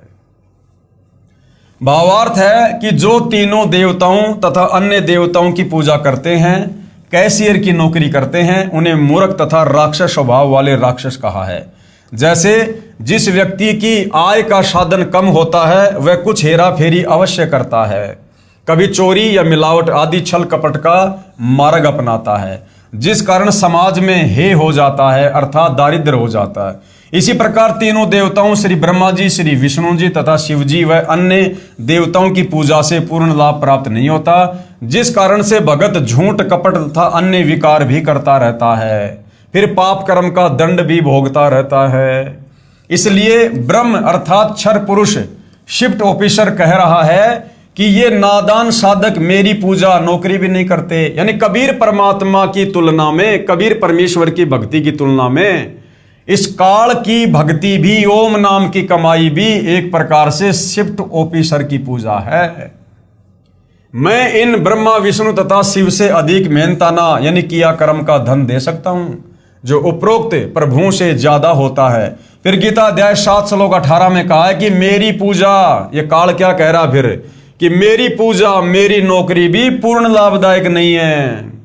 उसके लिए भैया तत्वदर्शी संत से पूछ ले, उस परमेश्वर की पूजा करो, उस भगवान की पूजा, भक्ति रूपी वृक्ष की जड़ की पूजा कर, कबीर भगवान की, जिससे तुझे संपूर्ण लाभ होगा और शरीर छूटने के बाद में तेरा मोक्ष भी होगा। फिर गीता अध्याय 7 श्लोक 18 में कहा है कि मेरी पूजा यानी नौकरी भी पूर्ण लाभदायक नहीं है, यानी ओम नाम की भक्ति भी पूर्ण लाभदायक नहीं है। इसलिए अपनी पूजा को भी गीता ज्ञानदाता ये ब्रह्म क्षर पुरुष, इसने अनुतमाम यानी अति घटिया अर्थात अति निम्न स्तर की कहा है। इसलिए गीता अध्याय 15 श्लोक 4 तथा अध्याय 18 श्लोक 62 में कहा है कि उस परमेश्वर की शरण में जा। खुद ये काल कह रहा है गीता का ज्ञान देते समय कि अर्जुन, तो उस परमेश्वर की शरण में जा जिसकी कृपा से तू परम शांति का मतलब होता है तेरा कभी फिर जन्म नहीं होगा, कभी तो मरेगा नहीं। परम शांति को तथा सतलोक यानी शाश्वत स्थान जो कभी नष्ट नहीं होता, उसको प्राप्त हो जाएगा। वहां जाने के बाद भगत का पुनर्जन्म नहीं होता, अर्थात अनादि मोक्ष यानी पूर्ण मोक्ष प्राप्त हो जाता है। तथा गीता ज्ञानदाता प्रभु यानी क्षर पुरुष ये ब्रह्म ये काल कह रहा है कि मैं भी उसी आदि पुरुष परमेश्वर की शरण में हूं, यानी मैं भी उसी भक्ति रूपी पेड़ की जड़ कबीर भगवान की शरण में हूं। गीता अध्याय 7 श्लोक 12 से 15, 18 व 20 से 23 को समझने के लिए कृपया निम्न विवरण ध्यान पूर्वक पढ़िए। अब भाइयों और बहनों, ये तीनों गुण क्या हैं? ये तीनों गुण क्या हैं? क्योंकि गीता कोडवर्ड में है, गीता संकेतों में है। अध्याय 7 श्लोक नंबर 12 से 15 ये काल गीता का ज्ञान देते समय खुद कह रहा है कि जो व्यक्ति तीनों गुणों की पूजा करते हैं ब्रह्मा विष्णु महेश की, वो राक्षस स्वभाव को धारण किए हुए मनुष्यों में नीच दूषित कर्म करने वाले मूर्ख मुझ काल की भक्ति भी नहीं करते। तो गीता में सीधा सीधा ब्रह्मा विष्णु महेश का नाम नहीं लिखा हुआ है। गीता चारों वेदों का सार है, कोड वर्ड में है। तो तीनों गुणों का नाम लिख दिया, त्रिगुण माया लिख दिया, रजगुण सतगुण तम गुण। तो जब हम हमारे अन्य धार्मिक सदग्रंथ जैसे श्री मार्कंडे पुराण हुआ और श्री देवी भागवत महापुराण हुआ, जब हम उनको पढ़ेंगे तो हमें पता चलेगा कि ब्रह्मा विष्णु महेश ही तीनों गुण हैं, यानी रजगुण ब्रह्मा, सतगुण विष्णु, तमगुण शंकर, और यही तीनों देवता हैं। तब भाइयों और बहनों हमें ये गीता जी का सांकेतिक ज्ञान समझ में आएगा। गीता अध्याय 7 श्लोक नंबर 12 से 15 समझ में आएगा कि ये त्रिगुण माया क्या है, ये रजगुण सतगुण तमगुण क्या है। तो ये तीनों देवता ही तीनों गुण हैं जिनकी भक्ति करने के लिए पवित्र गीता जी हमें साफ साफ मना कर रही है। तो भाइयों और बहनों अगले वीडियो में हम जानेंगे कि तीनों गुण क्या है जिनकी भक्ति करने के लिए गीता जी मना कर रही है। तो भाइयों और बहनों इस प्रकार से जब हम सत भक्ति पर लगेंगे, शास्त्र अनुकूल साधना पर लगेंगे, और शास्त्र अनुकूल साधना वर्तमान में शिवाय परम पूज्य सतगुरु रामपाल जी के पास धरती पर किसी के पास नहीं है। बाकी जितने भी बड़े बड़े संत महंत मंडलेश्वर आचार्य शंकराचार्य पोप पादरी मुल्ला मौलवी पंडित ब्राह्मण जो हमें दिखाई दे रहे हैं, ये सारे के सारे अपनी खुद की भी नरक की टिकट तैयार कर रहे हैं और अपने अनुयायियों की भी नरक की टिकट तैयार करवा रहे हैं, शास्त्र विरुद्ध साधना करके और भगत समाज से करवा के। तो भाई और बहनों, इसलिए सतगुरु रामपाल जी का थोड़ा विरोध इस काल के लोक में काल प्रेरणा से उसके द्वारा भेजे गए धर्मगुरु जनता से करवा देते हैं, क्योंकि नादान धर्मगुरुओं ने हमारे अंदर सदियों से अज्ञान ठोक रखा है। इस तत्व ज्ञान को ना समझकर, शास्त्रों को ना समझकर, ब्रह्मा विष्णु महेश को अजरो अविनाशी परम पूज्य बता बता के आप और हमें एडी से लेकर चोटी तक अज्ञान में रंग रखा है। अब ये अज्ञान भाई और बहनों इतनी आसानी से थोड़ी ना उतरता है। इस अज्ञान को उतारने के लिए तो शतभक्ति रूपी रैग मार्ग लगाना पड़ता है। और तो अब ये रैग मार्ग लगाने में सतगुरु रामपाल जी को थोड़ा संघर्ष करना पड़ रहा है, और समाज शास्त्रों से अपरिचित होने के कारण इतना जल्दी उनके तत्व ज्ञान को स्वीकार नहीं कर पाता है, जिस कारण से नादानी में, अनजाने में भोली भाली जनता सतगुरु रामपाल जी की निंदा करके और घोर पाप का भागी बन रही है। तो आप भाई बहनों से प्रार्थना है, विनती है, सतगुरु रामपाल जी कोई सनातन धर्म के या फिर देवी देवताओं के विरोधी नहीं है। असल में सतगुरु रामपाल जी सनातन से ऊपर आदि सनातन धर्म पूरी धरती पर लागू करना चाहते हैं, और भविष्यवाणियों के अनुसार सतगुरु रामपाल जी के नेतृत्व में हमारा भारत देश आने वाले समय में जगत गुरु बनेगा, विश्व गुरु बनेगा, धर्म गुरु बनेगा। हमारा भारत देश सबसे ज्यादा खुशहाल राष्ट्र बनेगा। और बनाएंगे कौन? सतगुरु रामपाल जी बनाएंगे। किस आधार से बनाएंगे? पूरे समाज को शास्त्र अनुकूल सत भक्ति देकर, उनसे मर्यादाओं में रहकर भक्ति करवा कर बनाएंगे।